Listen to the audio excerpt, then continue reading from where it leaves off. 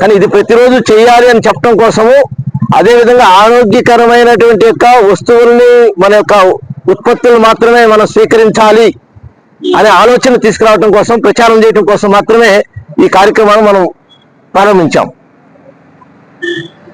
ఈ కార్యక్రమంలో మనతోటి కొంతమంది కలిసి వచ్చారు. వాళ్ళు నేను పరిచయం చేస్తాను, వారిద్దరు పెద్దల్ని. వాళ్ళు కొన్ని విషయాలు కూడా మనకు తెలియజేస్తారు.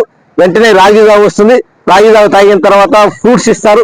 అది ఏమంటే ఇది సామాన్యంగా ఎవరు చేతిలో తీసుకుని ఆర్గనైజ్ చేసేటువంటి పని కాదు, ఎవరు చేయటం లేదు ఈ పని. అందుచేత మీరందరూ కూడా మనస్ఫూర్తిగా ఈ పనిని, అంటే స్వచ్ఛమైనటువంటి ఆహారాన్ని పండించేటువంటి రైతులకి మీరు సహకరించాలనేటువంటి ఉద్దేశంతో ఈ కార్యక్రమాలన్నీ నిర్వహిస్తున్నందుకు మనస్ఫూర్తిగా మీ అందరికీ కూడా నేను ధన్యవాదాలు అర్పిస్తున్నాను. వారు చెప్పారు ప్రకృతి లేనిదే మనం ఎవరూ లేవని. అది నిజం. మనం ఎక్కడి నుండి వచ్చాము ఒక్కసారి ఆలోచించి చూస్తే మనకు అర్థం అవుతుంది. మన అమ్మగారిని అడిగితే నేను ఎక్కడి నుండి వచ్చానని అడిగితే ఆవిడ నీ శరీరం ఎలా తయారైందో ఎవరు చెప్పలేరు.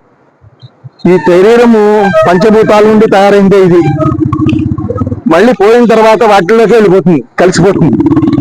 అంటే మన ఆర్గానిక్ మేళ 6వ సంవత్సరానికి పాల్గొనటం ఎంత ఆనందంగా ఉంది. ఈ యొక్క కార్యక్రమం చేయటం అనేది చాలా మంచి ఆలోచన. మన రాష్ట్ర ప్రజలు గాని, దేశంలో గాని, మన విశాఖ జిల్లా గాని మంచి ఆరోగ్యాన్ని ఇవ్వాలంటే మంచి ఆరోగ్యం తీసుకోవాలి. కెమికల్స్ లేని ఫుడ్ తినటం వల్ల మనకు ఎంతో మంచి జరుగుతుంది.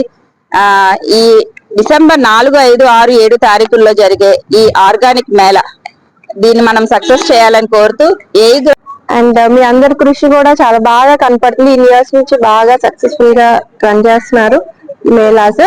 అండ్ ఆర్గానిక్ అంటాం కాదు, రైతులు ఆల్రెడీ స్టార్ట్ చేసిన వాళ్ళకి ప్రాపర్ మార్కెట్స్ క్రియేట్ చేయడం కూడా అవసరం.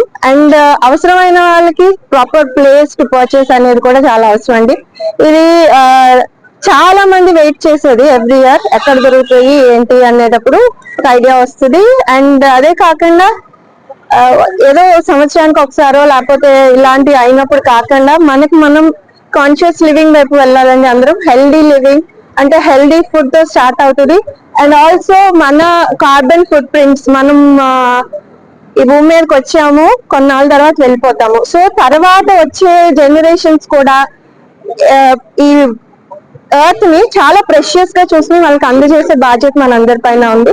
సో కాన్షియస్ గా ప్రతి అడుగు కూడా మనం తీసుకున్నాం అనుకోండి, అందరికీ చెప్పే అవేర్నెస్ అది next level. But before that మన లెవెల్లో మనం ప్రాపర్ గా స్ట్రిక్ట్ గా అది ఫాలో చేస్తున్నటువంటి నిర్వాహకులందరికీ కూడా శుభాకాంక్షలు. ఎందుకంటే ఒకవైపు సైన్స్ అండ్ టెక్నాలజీ డెవలప్ అవుతుంది, అదే సమయంలో మానవ జీవితంలో కూడా అనేక రకాల సమస్యలు కనబడుతున్నాయి. దీనికి ప్రధాన కారణం ఏంటంటే మనం ప్రకృతికి దూరం అయిపోవడమే. ఈ ప్రకృతి అంటే పంచభూతాత్మకం, భూమి, నీరు, అగ్ని, వాయువు, ఆకాశం. ఈ ప్రకృతి యొక్క సమ్మిళితమే ప్రపంచం. కానీ ప్రకృతికి మనం ఎంత దగ్గరగా ఉంటే మనం అంత ఆరోగ్యంగా ఉంటాం, శారీరకంగా, మానసికంగా, అన్ని రకాలుగా. ప్రకృతికి దూరం అయ్యే కొద్దీ మనం మానవ జీవితం దుర్భరం అవుతుంది. అది మనందరి అనుభవం. కానీ ప్రకృతియే, మన హిందూ సంస్కృతిలో ప్రకృతే భగవంతుడు అంటే. అందుకని ప్రకృతిని పోషిస్తే అది సంస్కృతి.